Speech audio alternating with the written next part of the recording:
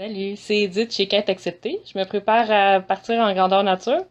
Donc, avant de partir, je voulais te montrer c'est quoi pour moi les essentiels à avoir avant de faire un premier grandeur nature. Donc, donc, je fais le tour avec toi de ce qu'on n'oublie pas. Oublie pas, de l'anti-moustique et de la crème solaire, c'est vraiment essentiel. Une lampe de poche, même si parfois t'as pas le droit de t'en servir en jeu, ben des fois ça arrive que tu te perds dans un endroit qui est vraiment accidenté puis tu vas être content d'avoir une lampe de poche pour voir où tu es. Tu vas en avoir besoin aussi dans ta tente. Ensuite, une bouteille d'eau, des bouchons d'oreilles. Souvent il y a beaucoup de bruit le soir, c'est pratique pour essayer de s'endormir.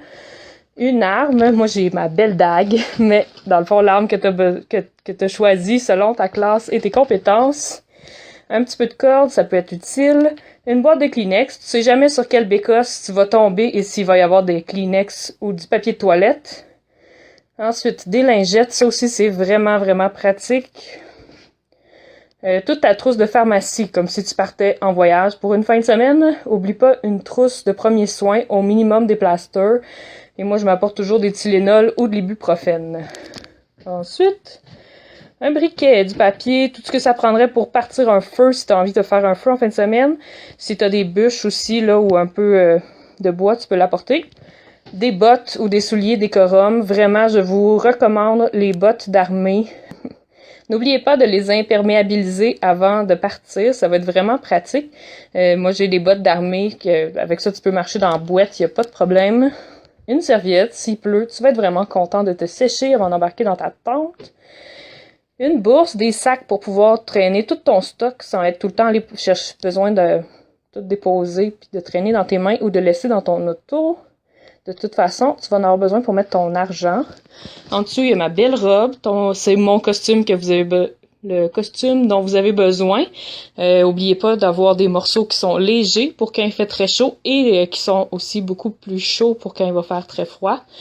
Un pantalon, c'est tentant de partir en petite short courte ou en jupe, mais quand vous allez vous promener dans le bois, vous allez être content d'avoir quelque chose qui protège vos jambes en courant dans le bois.